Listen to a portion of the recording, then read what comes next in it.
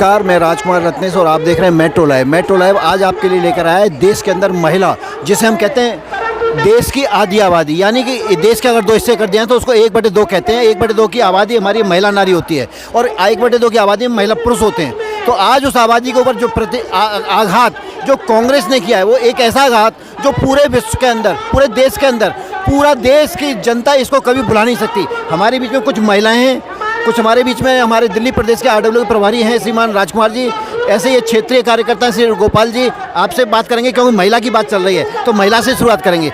आज इस के आपके जो आपका धरना प्रदर्शन है जो महिलाओं के समर्थन में, आप इसको कांग्रेस के लिए क्या कहना चाहेंगे? एक ही बात कहना चाहेंगे कि इसने कभी भी नारी का सम्मान ना देना सीखा है, ना इसने कभी दिया है, और हमें विश्वास भी नहीं है कि आगे भी नारी का सम्मान यह पार्टी कर पाएगी। इसीलिए हम आज सिर्फ एक ही बात बोलते हैं विपक्ष से कि कुछ तो जागो, नारी के सम्मान में कुछ तो आगे आओ। अब बातों से नहीं चलेगा इनका खेल, इनकी सच्चाई है वो आज सबके सामने आ गई। जैसा कि मेरी बहन ने काली पट्टी अपने सिर पर लगाई हुई है और काली पट्टी ये कांग्रेस के लिए बांधी है। एक ऐसा दुखदाई पल जो कांग्रेस के लिए होना है, काला अंत होने वाला है। एक हमारे बीच में बिल्कुल युवा महिला हैं, आप इस दिन को कैसे देखना चाहेंगे?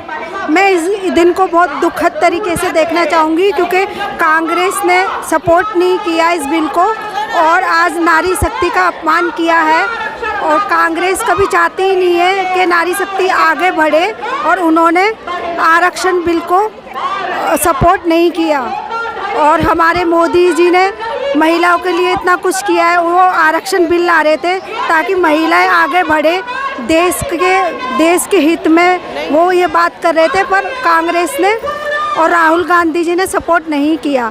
कोई भी पार्टी, अपोजिट पार्टी चाहती नहीं है कि नारी शक्ति आगे बढ़े क्योंकि नारी को लोग सपोर्ट ही नहीं करते, चाहते ही नहीं है कि नारी शक्ति मर्दों से आगे बढ़े। कोई भी मर्द नहीं चाहता कि राहुल गांधी चाहते हैं। देश यानी मैं कहूँगा जो पुरुषों की जननी महिला है, जिसे माँ कहते हैं, बहन कहते हैं, अपनी बेटी कहते हैं, जो इस देश को जन रही है, बच्चा को जन्म दे रही है, आज उस महिला के साथ में जो कांग्रेस ने एक ऐसा प्रतिघात किया है जिसे देश कभी भूल नहीं सकता। हमारे बीच में श्रीमान राजकुमार गुप्ता जी हैं, आप दिल्ली प्रदेश के आरडब्ल्यू के प्रभारी हैं, बहुत बड़े नेता हैं, आप इसको किस तरह से देखेंगे?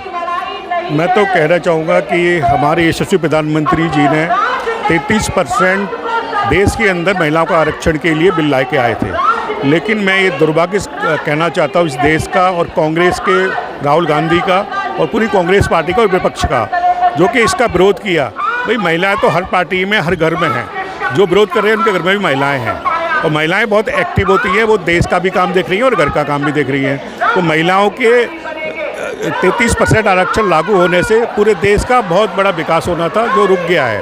तो मैं तो देश के सभी जितनी भी महिलाएं को कहना चाहूँगा, अभी बंगाल इलेक्शन चल रहे हैं तो बंगाल के इलेक्शन में टीएमसी ने भी इसका पूरा विरोध किया है।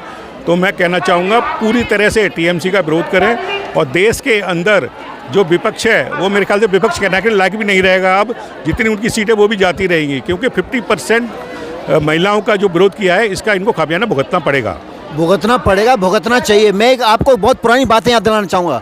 इतिहास कहता है कि सिकंदर आंधी की तरह आया था और तूफान की तरह चला गया। तो इससे साफ जाहिर होता है कि अब ये कांग्रेस है बिल्कुल तूफान की तरह इस देश से बिल्कुल साफ हो जाएगी, क्योंकि इस देश में इस समय महिलाओं को सुना नहीं गया। क्या कहना चाहेंगे? एक लफ्ज़ और कहना चाहूँगी कि जो इन्होंने ये काला अध्याय रचा है ना, ये पॉलिटिकल पार्टी नहीं है, ये फालतू पार्टी है इस देश की।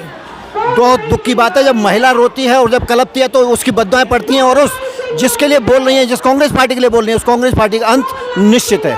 नमस्कार, देखते रहिए मेट्रो लाइव में दिल्ली से राजकुमार रत्नेश।